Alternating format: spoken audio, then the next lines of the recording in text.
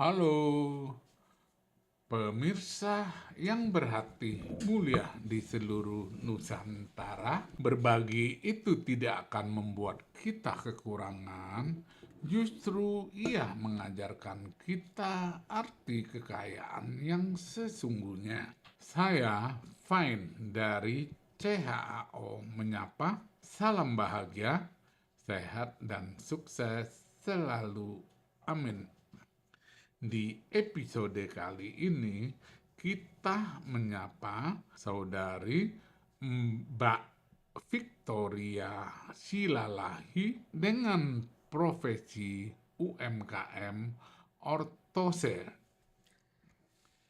Mari mendengar ceritanya dan sedikit berbagi kebahagiaan. Tetaplah bersama Chow. Saat ini kita akan membahas 4 topik. 1. Ilmu fotokopi dan cetak biru pikiran sadar. 2. Bahagia. 3. Sukses. 4. Cerita pengalaman narasumber. Ilmu fotokopi dan cetak biru pikiran sadar. Manusia pada dasarnya memiliki pikiran atau kesadaran sebanyak 3 jenis atau 3 macam, yaitu 1. Pikiran sadar.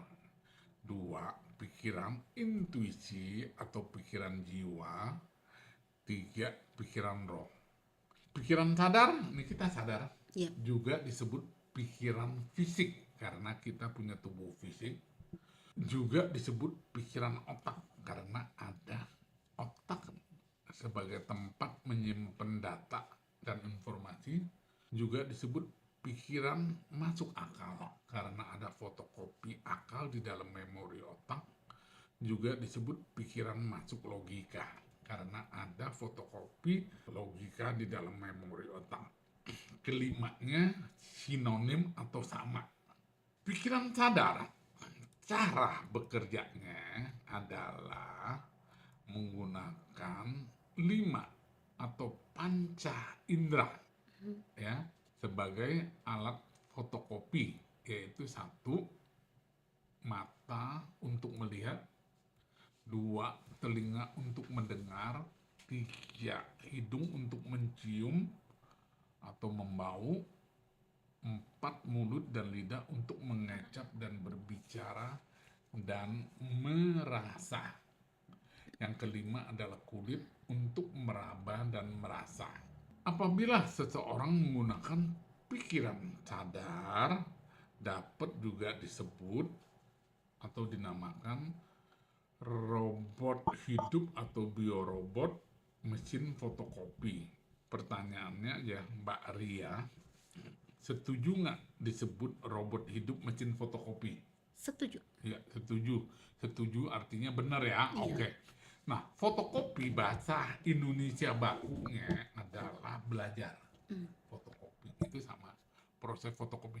Nah, setelah selesai fotokopi, pikiran sadar akan melakukan identifikasi, yaitu memberi label, tanda, simbol atau nama, lalu dipilah-pilah atau dikelompokkan menjadi 2 kelompok, kelompok positif, negatif, benar salah, baik buruk atau baik jelek, lalu yang disebut polaritas atau dualitas, lalu dicetak biru ke dalam memori otak dan jiwa.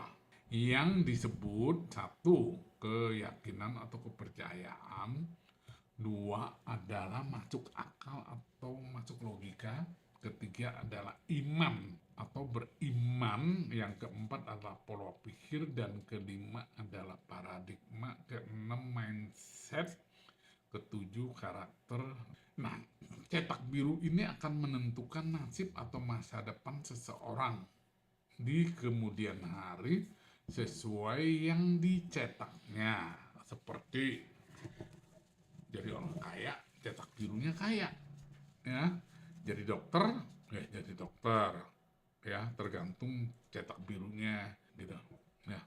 Pikiran sadar bekerja apabila ada yang dilihat atau yang didengar, itu akan dicek, di cross check atau di recheck di dalam memori otak. Apabila ada, itu masuk kelompok apa? Positif, negatif. kalau tidak ada akan ditolak otomatis, yaitu disebut mental block. Ya, ini tentang pikiran sadar. Kita masuk yang kedua adalah pikiran intuisi atau pikiran jiwa. Cara bekerjanya adalah menggunakan perasaan tanpa proses berpikir, fotokopi, ya, menggunakan 5 indera. Jadi perasaan yang timbul secara otomatis. Biasanya orang yang menggunakan pikiran intuisi biasanya disebut jenius atau kreatif, gitu. Termasuk Mbak Ria ini membuat ortese itu termasuk kreatif, ya, jenius kan itu. Oke. Ada 3 kutipan atau quote menurut Albert Einstein, seorang fisikawan kaliber dunia. Pikiran intuitif adalah suatu karunia suci dan pikiran masuk akal. Masuk akal adalah seorang pelayan yang setia. Kita sudah menciptakan masyarakat yang menghormati pelayan dan melupakan karunia suci. 2. Manusia diciptakan untuk menjadi jenius, tetapi ketika kita menilai seekor ikan dari kemampuannya memanjat pohon, maka dia akan merasa bodoh selamanya. 3. Jenius adalah 1% bakat dan 99% kerja keras atau kerja cerdas, gitu. Yang ketiga adalah pikiran roh. Alat komunikasinya adalah perasaan. Pikiran roh sering juga disebut hati nurani, disingkat HN. Apabila seseorang yang mampu menggunakan pikiran roh pasti disebut super jenius. Masuk ke topik yang kedua, yaitu bahagia. Mbak Ria saat ini bahagia nggak? Bahagia, Pak. Bahagia. Apa alasannya? Penyebabnya apa? Bahagianya Ya. sehat, rumah tangga damai, anak suami sehat, cukup bahagia. Oke, cukup bahagia ya. Artinya bahagia saat ini. Mbak Ria pernah nggak merasakan kurang bahagia atau tidak bahagia gitu? Pernah dong. Oke, apa penyebabnya? Kurang bahagia itu kalau udah dapat tanggal untuk bayar-bayar ya, Pak ya. Nah, tanda kutip kalau jadi tanggal bayar-bayar iya, itu, jadi di situ Pak jadi yang kurang bahagia. bahagianya. Jadi itu yang menjadi masalah ya. Iya. Jadi udah tanggal-tanggal bayar-bayar gitu. Betul. Oke. Lalu kita masuk ke topik yang ketiga adalah tentang sukses ya. Mbak Ria saat ini sukses? Merasa sukses. Oke, sukses ya. Ada yang belum sukses belum? Secara pribadi, Iya. pasti ada Pak ya. Ada. Saya belum sukses untuk mengantarkan anak saya yang satu-satunya, di mana saya usia khawatir. Usia sekarang saya 53 ya. Sanggup nggak saya mengantarkan anak saya ke cita-citanya? Itu aja Pak. Emang cita-cita anaknya mau jadi apa? Katanya kedokteran Pak. Oke, mau jadi dokter ya? Iya. Oke. Sekarang tinggal cetak biru aja. Mbak Ria cetak biru, anaknya cetak biru. Ya, gitu. Ya, nonton videonya. Ya, kan Mbak Ria baru nonton beberapa video. Iya. Video saya dari channel Chow udah ada 141. Ya, nanti tonton bagaimana anaknya ingin punya cetak biru jadi dokter kah. Itu pasti bisa jadi. Ya. Amin. Nah, mengenai sukses saya bacakan. Setiap orang, setiap saat selalu sukses sesuai dengan cetak birunya. Jadi, dengan cetak biru dijamin pasti sukses selalu. Kata sukses sudah disalahartikan hanya untuk pencapaian seseorang dengan tingkat material, yaitu kekayaan, kekuasaan, ketenaran, lain sebagainya. Padahal setiap pencapaian apapun yang dilakukan siapapun sudah dapat dikatakan sukses. Seperti seorang bayi lahir, selamat itu sudah sukses lahir. Mati pun disebut sukses. Sukses apa? Sukses mati. Memang ada yang keinginan yang belum tercapai. Contohnya Mbak Ria bilang mau mengantar anaknya mencapai Kesuksesan jadi dokter. ya. Tinggal dicetak biru aja. Ya, kalau dicetak biru, oke. Kita masuk ke topik keempat, yaitu cerita pengalaman narasumber. Ya, ceritakan bagaimana Mbak Ria sampai bisa punya usaha ortose. Ya, pengalamannya. Silakan perkenalkan diri dan ceritakan. Oke, dimulai ya. Perkenalkan, dengan saya Victoria Silalahi. Background saya D3 fisioterapi. Saya lulusan dari Akademi Fisioterapi Medan tahun 1996. Tahun 1998 saya hijrah ke Jakarta, berusaha mencari kerja, dan saya menemukan satu tempat kerja di Sunter yang bergerak di bidang protese ortose. Pada saat itu yang punya itu orang Taiwan, namanya Mr. Raymond. Pada tahun 1998 itu kan terjadi bentrokan besar di Jakarta, karena beliau warga negara asing. Saat itu juga dia kembali ke Taiwan dan nggak balik lagi ke Indonesia. Jadi saat itu perusahaan, katakanlah usaha yang di Sunter ini pure kita yang kelola, orang-orang pekerja di situ. Yang notabene satu-satunya orang medis di tempat saya kerja itu cuma saya. Jadi jika dokter merekomendasi merujuk untuk pembuatan alat protesi atau ortose, itu saya yang baca bahasa medisnya, saya mengarahkan koreksinya dan komunikasi dengan dokter-dokter ini. Selalu kendalanya orang pasien, terutama kalau pasien mandiri ya, mencarinya Mr. Raymond. Kenapa tidak carinya selalu Mbak Ria? Saya bertemu dengan salah seorang dokter ortopedi pada saat itu rumah sakit Cikini, mengajak saya untuk bekerja sama. Ayo Mbak Ria, kita buat sendiri aja, biar pasien tidak selalu cari dengan Mr. Raymond ini. Jadilah saat itu 98 itu kita cari tempat, akhirnya dapatlah di Jalan Tambak nomor 55B Manggarai. Sebenarnya adminnya itu Menteng masih ya, Jakarta Pusat. Mulai di situ mulai tahun 1998 sampai Covid 2021 kalau nggak salah ya. Jadi kita bergerak di bidang protese. Protese itu artinya alat pengganti, dan ortose itu alat penunjang. Nah, protese itu kita contohkan ya, kaki palsu, tangan palsu, jari palsu. Nah, kalau ortose itu penunjang. Misalnya untuk anak yang skoliosis, badan bengkok, atau anak yang CTEV, kakinya bengkok ya Bu ya. Ya Pak, bengkok, terus ada sepatunya khusus, atau yang cedera leher, kolar. Nah, itulah ortose. Saya bekerja di situ. Bekerja terus sampai tahun 2021 Covid ya Pak ya. Pada saat permulaan kita mendirikan ini di Jalan Tambak ini, kita bekerja sama dengan karyawannya, satu penyandang cacat kaki palsu bawah lutut, 2 penyandang cacat polio, 3 polio. Nah, itulah pekerja kita tadinya. Jadi Covid kita bubar, kita pindah ke rumah karena memang kosnya tinggi sama distancing ya. Jadi pasien dan dokter juga kurang recommended untuk dirujuk.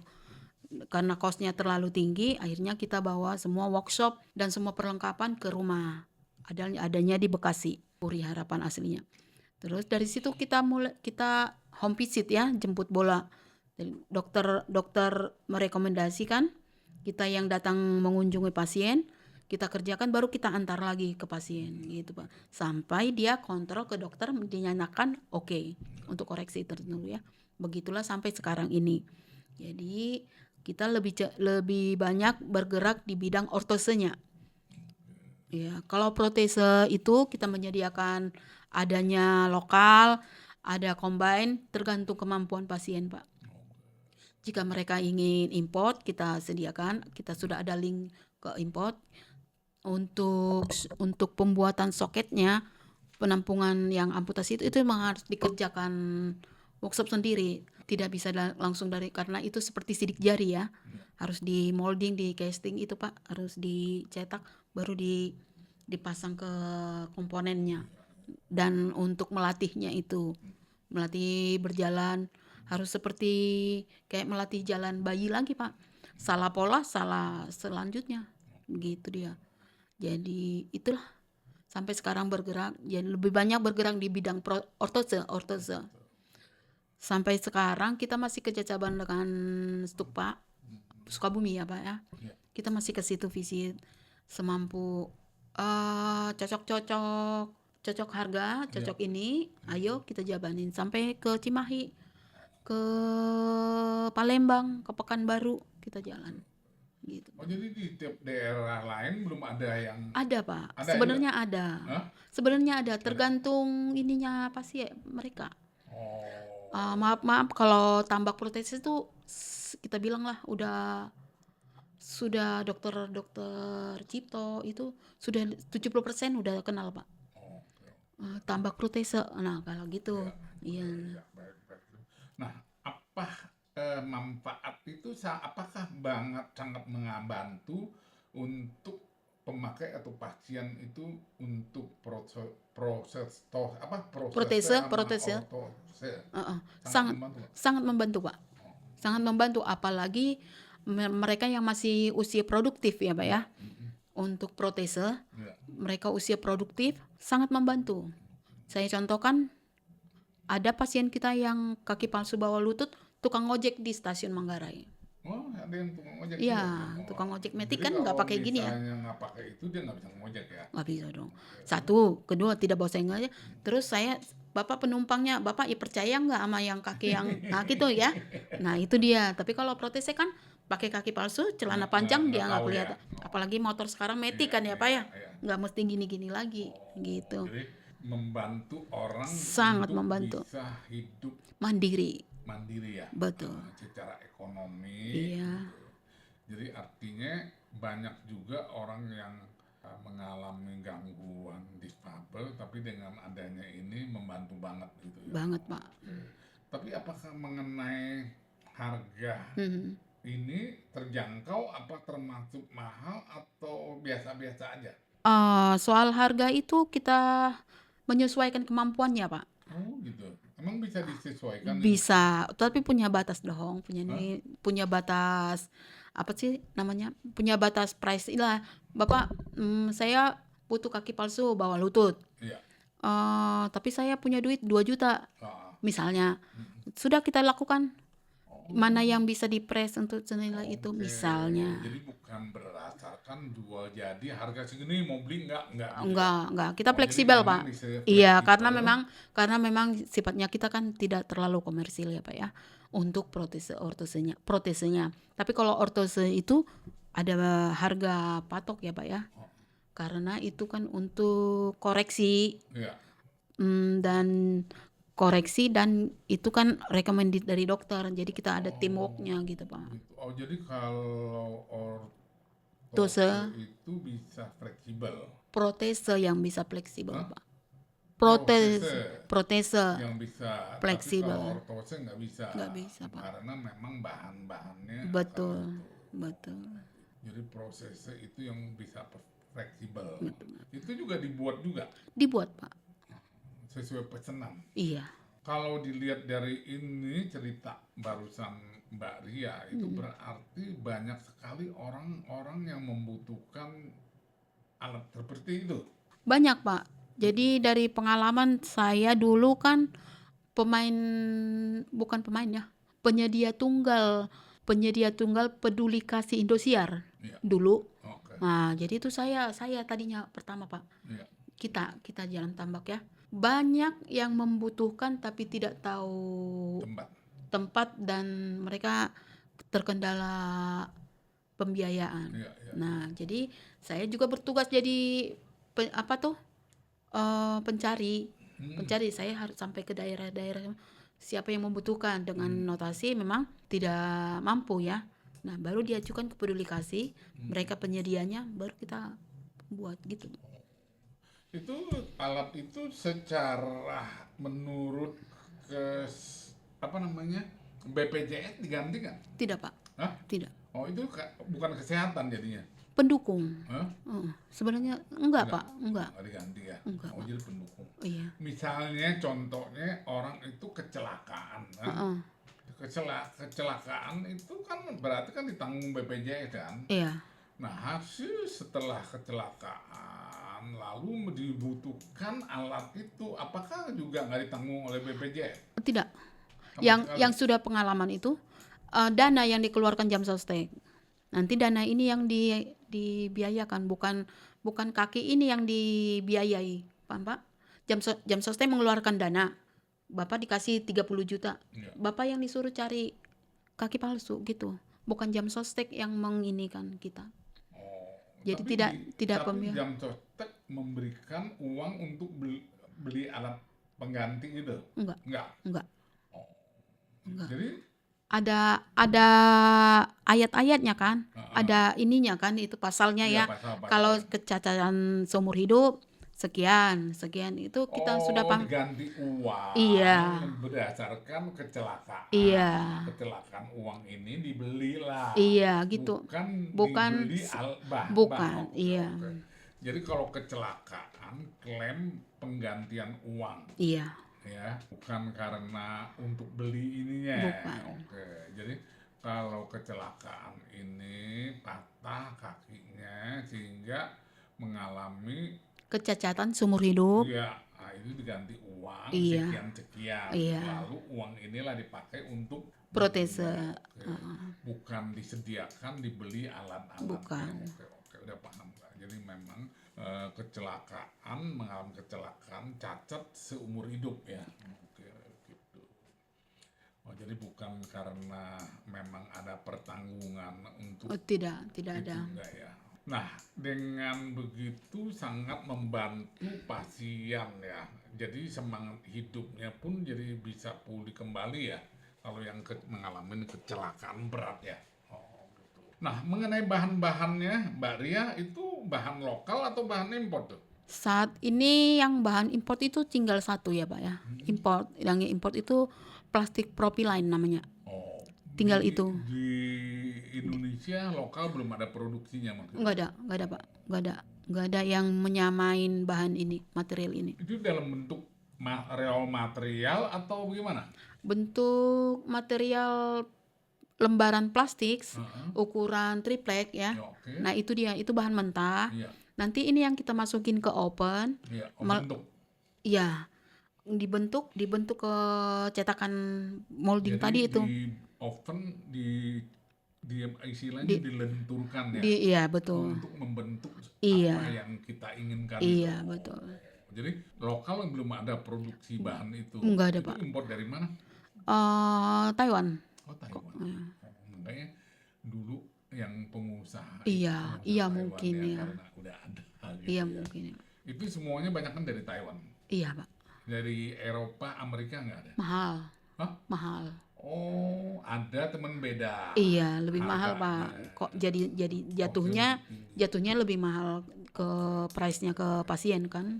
Terus mengenai alat bantu dengar, alat ortose, alat bantu ortopedi penunjang itu, ya. Ada istilah kadaluarsa nggak? Nggak ada Pak. Hah? Nggak ada. Rusak atau diganti atau gimana? Rusak bisa, bisa. Cuman kadaluarsa sih enggak ya Pak ya. Ya. Jadi kita contohkan satu ya Pak ya. Contoh sepatu untuk Dennis Brown yang CTV ya. Kita contohkan itu kan ada sepatu ya Pak. Jadi progres koreksinya ini 3 bulan sampai 6 bulan.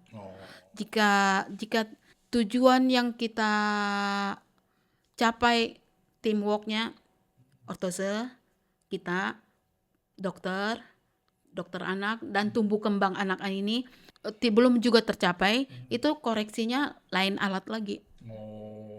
Ada lagi peningkatannya. Tujuannya koreksi ya. Iya. Kalau koreksi udah selesai mungkin alat itu nggak dipakai lagi. Iya betul. Kecuali proses apa?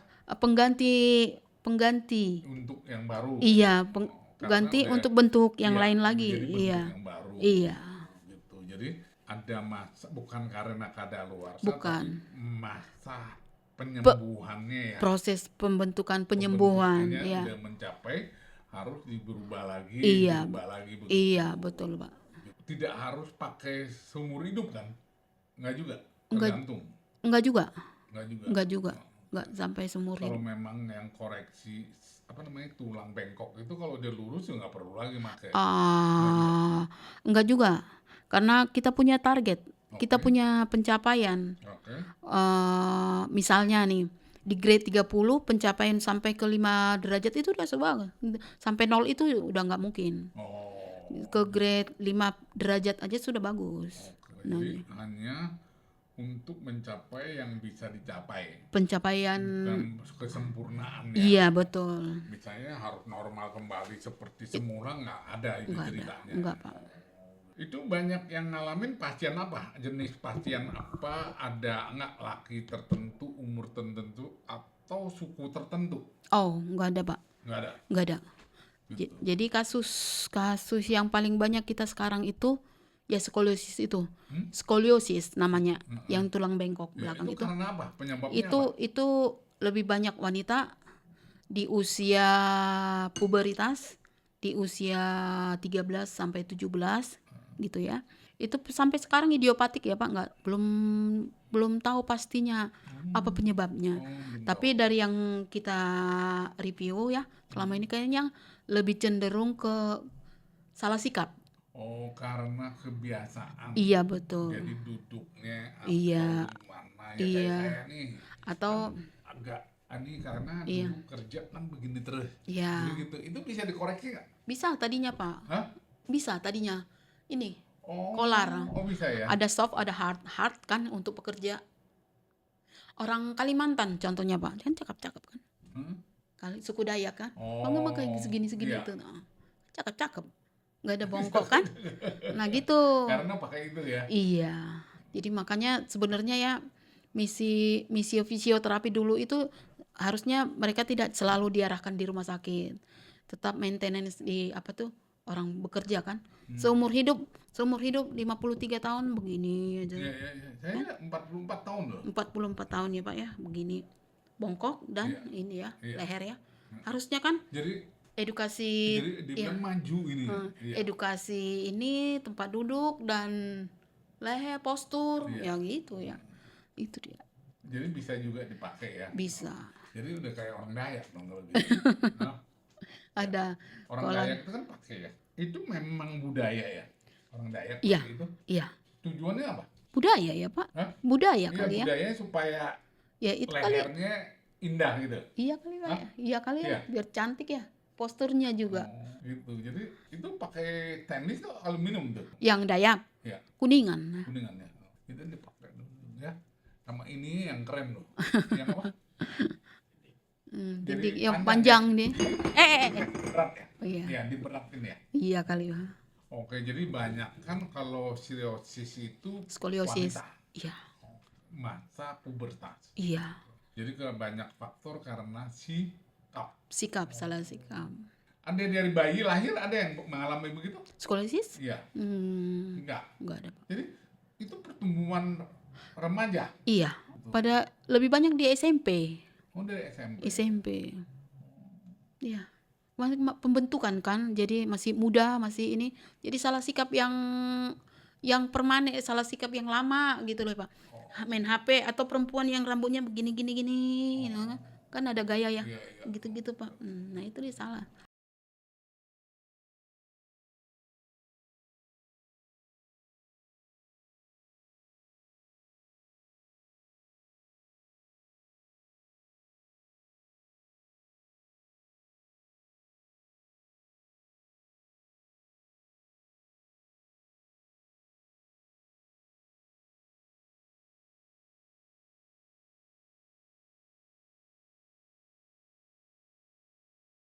Jadi bukan sejak lahir ya? Enggak, Pak, enggak itu. Jadi produk Mbak Ria itu sudah mengembara ke Nusantara enggak? Ya, alhamdulillah sudah ya, Pak ya. Ke Papua juga sudah. Pekanbaru sudah. Iya, yang paling jauh ke Papua. Oh, ke Papua. Sampai mereka datang ke sini.